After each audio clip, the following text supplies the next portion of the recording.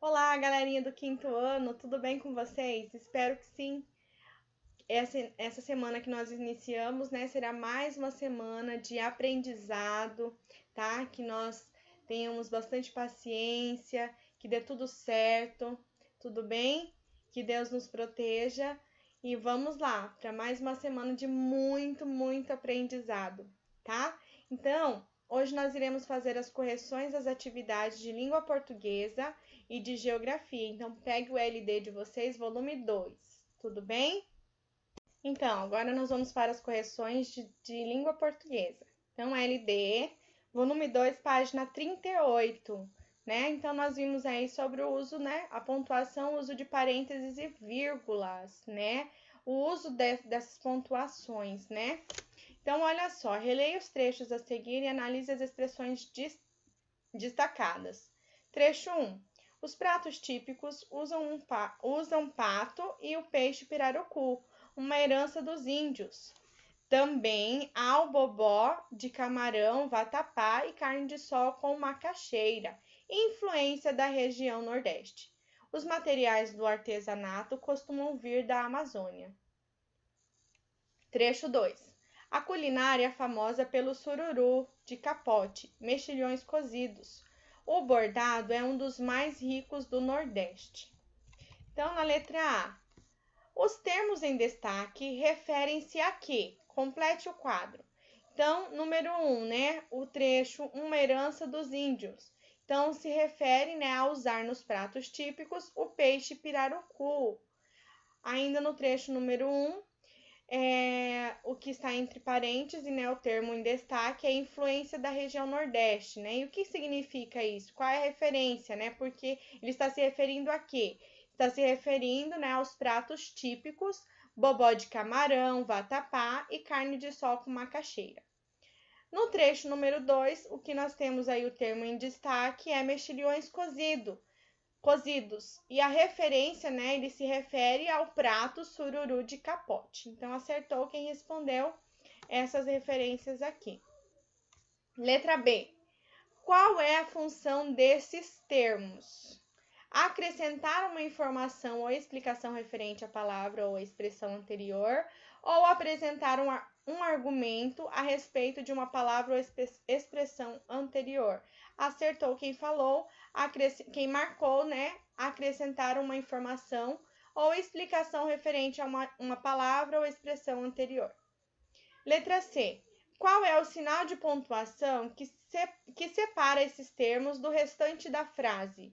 Acertou quem colocou parênteses. E só para lembrar, né, o que nós estudamos na semana passada, dá-se o nome de aposto ao termo que se refere a um substantivo, um pronome com a função de propor uma explicação. Geralmente ele aparece na oração entre vírgulas ou parênteses. Então, né, toda vez que nós tivermos uma explicação sobre uma determinada palavra ou uma expressão, nós vamos colocar essa explicação entre parênteses ou entre vírgulas, tudo bem? E quando isso ocorre, nós chamamos de aposto, tudo bem? Na número 2, da página 39, sublinhe o aposto e circule a palavra ou a expressão a que ele se refere nos trechos a seguir. Então, letra A, é destaque. Então, é para circular, né?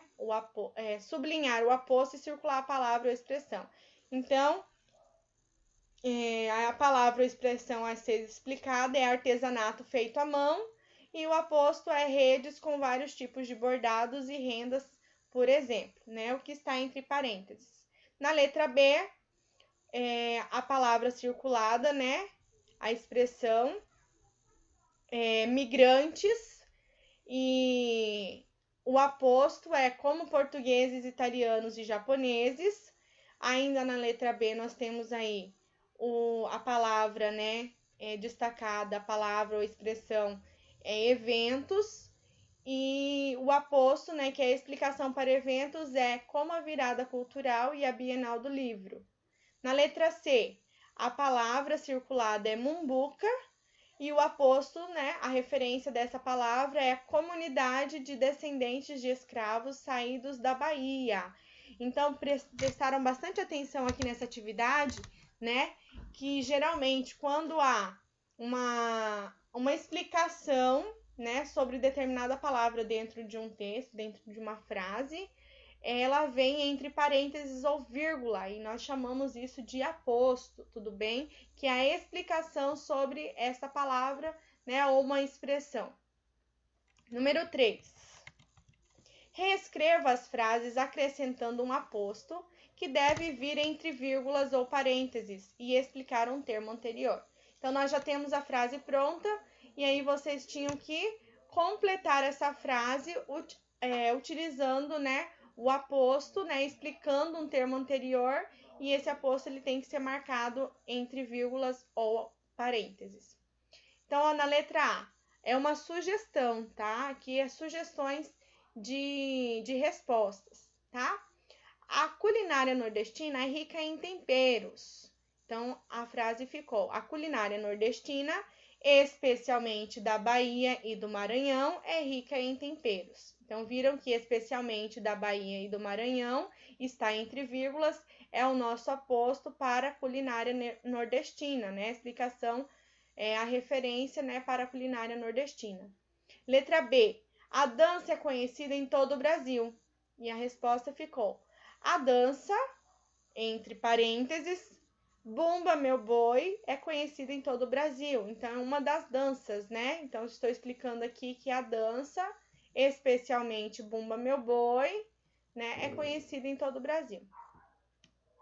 C. Os principais pratos do Mato Grosso são influenciados pelo Paraguai. E a sugestão ficou: os principais pratos de Mato Grosso são influenciados pelo Paraguai, país vizinho do Brasil, né? Então, aqui é o nosso aposto, né? País vizinho do Brasil é o nosso aposto.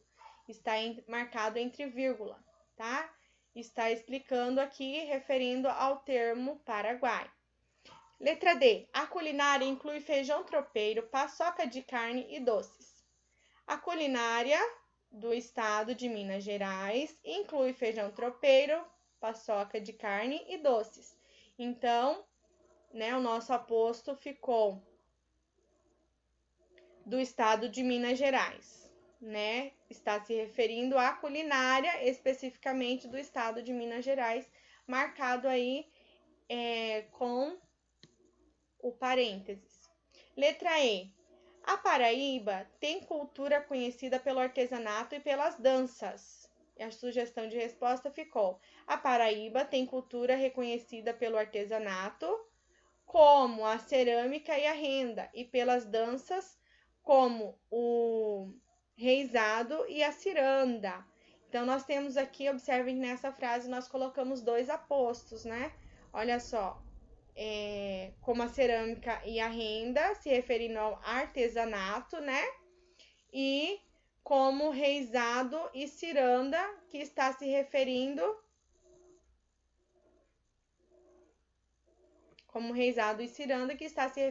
às danças. Na letra F, em Pernambuco, o frevo, dança típica muito conhecida, é um dos símbolos da região. Então, nós temos aqui, ó, o nosso aposto, né? Dança típica muito conhecida, que está marcado entre vírgulas, se referindo ao frevo, né? Tudo bem? Então, agora, pessoal, nós vamos para a correção das atividades lá da página 41, que é sobre resenha crítica, né? Aqui nós lemos um texto na semana passada, né, sobre as brincadeiras narrativas de Gianni Rodari, né, que está apresentando aqui um livro, né, que ela indica esse livro, né, e aí nós temos as atividades, né, sobre esta resenha.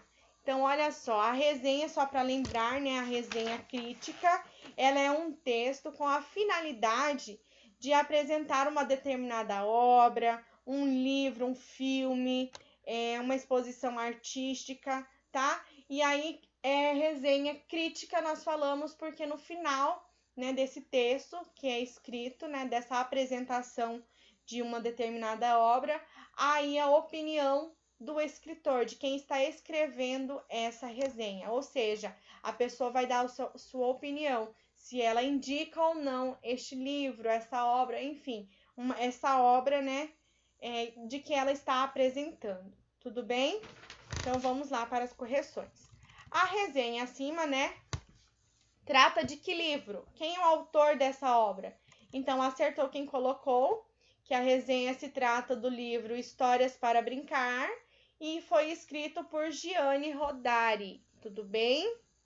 Lembrando que aqui está falando quem é o autor dessa obra, da obra do livro, tá? Não quem escreveu a resenha. Número 2. O objetivo da resenha é informar ao leitor o conteúdo de uma obra ou informar ao leitor o conteúdo de uma obra e opinar sobre ela. Então, como é uma resenha crítica, né? Acertou quem colocou aqui, que é informar ao leitor o conteúdo de uma obra e opinar, né? Dar sua opinião sobre ela. Número 3. Relacione as informações ao parágrafo em que aparecem. O primeiro parágrafo, então, identifica o autor da obra e comenta a importância dele para a literatura. No segundo parágrafo, ele descreve, de modo geral, os tipos de história presentes no livro de Rodari. Número 3. O terceiro parágrafo exemplifica fatos surpreendentes nas histórias do livro de Rodari. E o número 4, né, o quarto parágrafo, emite a opinião sobre a obra de Rodari e dá dicas de como trabalhar com ela em sala de aula. Então, na número 4, assinale as alternativas que contêm a opinião da autora da resenha sobre o livro. É um dos mais férteis escritores da literatura para crianças que a Itália já produziu. Esta é uma ótima leitura que serve como mote para a criação de redações em prosa ou mesmo poesia em sala de aula. Então, acertou quem assinalou, né, essa alternativa. Ou, são um excelente exemplo de como ele cria, são um excelente exemplo de como ele criava e funcionam como um jogo de cartas.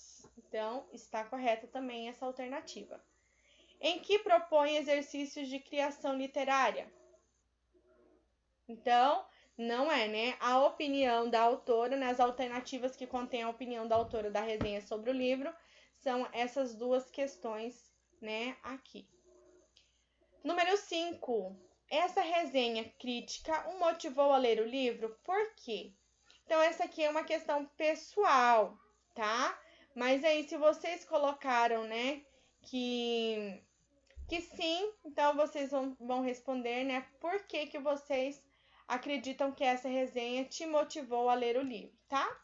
Agora nós vamos para as correções da página 43, sobre o adjetivo. Lembram lá dos adjetivos? Os adjetivos são aqueles, né, que qualificam ou desqualificam as pessoas, ou seja, que caracterizam as pessoas ou algo também, né? Os substantivos, os nomes próprios, né? O adjetivo ele vai caracterizar algo, certo? Na número 1, releia esta frase. Alguns finais são mais lógicos, outros mais surpreendentes. Letra A. De que finais se está falando na frase? Então, já que nós estávamos falando dos textos, né? Então, acertou quem colocou aqui que ele está se referindo, né, dos finais das histórias de Gianni Rodari. Letra B. São atribuídas duas qualidades a esses finais. Registre-as. Então, olha só, nessas frases, né, são atribuídas duas qualidades, né? Lógicos e surpreendentes. Estão vendo que lógico está caracterizando os finais e surpreendentes também está caracterizando os finais, né? Isso mesmo. Então, acertou quem colocou lógico e surpreendentes. Letra C. Essas palavras que você registrou são substantivos, adjetivos ou conjunções, já que elas estão qualificando, né, aqui os finais das histórias, então ela é um adjetivo. Acertou quem colocou o adjetivo. Letra D. As qualidades atribuídas são positivas ou negativas? Se eu estou dizendo que os finais eles são lógicos e surpreendentes, é uma qualidade positiva, né? Então, acertou quem colocou aqui positiva. Releia um trecho da resenha crítica e observe os adjetivos em destaque. Essa coletânea de 20 histórias curtas, imaginativas e cheias de humor são um excelente exemplo de como ele criava e funcionam como um jogo de cartas. Cada história parece se embaralhar do meio para o fim, propondo para o leitor 3 finais inusitados, diferentes e divertidos. Letra A. Qual é a função dos adjetivos nesse texto? Então, acertou quem colocou que a função dos adjetivos nesse trecho é expor uma opinião favorável às histórias presentes no livro de Gianni Rodari. Está vendo, então, que ele está, a autora, né, da resenha, ela está aqui, né, dando a sua opinião sobre as histórias, né? Uma opinião que é a favor, né? Sobre o livro de Rodari. Tudo bem? Então, acertou quem colocou aqui na letra A, expor uma opinião favorável às histórias presentes no livro de Gianni Rodari. Letra B. Reescreva esse trecho sem os adjetivos, fazendo as alterações necessárias. Então, olha só, aqui é para reescrever esse mesmo trecho, fazendo as alterações necessárias. Então, ficou assim, ó, acertou quem colocou. Essa coletânea de 20 histórias são um exemplo de como ele criava e funcionam como um jogo de cartas. Cada história parece se embaralhar do meio para o fim, propondo para o leitor 3 finais. Letra C. Você percebe alguma mudança de sentido entre o trecho original e o reescrito? Então, olha só. Nessa questão aqui, né, vocês têm que perceber, né, que... Só um minuto, pessoal. Nessa questão aqui, vocês têm que perceber, né, na letra C, que a ausência dos adjetivos vai deixar o texto menos convincente, certo? Quanto à qualidade da obra, ela simplesmente apresentou ali a obra, né? Mas ela não deu essa ênfase, né? Qualificando a obra, né? Caracterizando a obra como um final inusitado, diferente. Então, sem essas qualidades, né? Sem esses adjetivos, o texto fica menos convincente para quem vai lê-lo, certo? E assim, não convence o leitor da qualidade que essa obra tem, né? Portanto, ele vai perder uma força no que se refere ao poder de convencimento. Então, quanto mais adjetivos nós damos a uma expressão, a uma palavra, a uma obra, né? Mais convincente nós vamos deixar que esse leitor se convença de que realmente essa obra vale a pena ler, né? Vale a pena visitar, vale a pena ver, vale a pena comprar até mesmo, né? Então, observe se eu vou apresentar uma pessoa a vocês. E aí, antes de mostrar essa pessoa, eu falo, olha, essa pessoa ela é bonita, ela é legal, ela é simpática, ela é muito extrovertida, Então, tá vendo que eu estou enfatizando as características dessas pessoas. Então, eu estou tentando te convencer a conhecer a pessoa que eu quero lhe apresentar. Então, tá vendo? Estão vendo que os adjetivos, eles também servem para convencer as pessoas de que, aí no caso aqui da obra, né, para que as pessoas, eu quero convencer as pessoas a ler esta obra. Então, eu acrescento esses adjetivos, né, mostrando que a obra realmente é uma obra que compensa ler. Tudo bem, pessoal? Agora nós vamos lá para número 3. Número 3. Releia uma frase da resenha crítica. Cada história parece se embaralhar do meio para o fim, propondo para o leitor 3 finais inusitados, diferentes e divertidos. Letra A. Qual é o significado de inusitado? Se necessário, pesquise em um dicionário.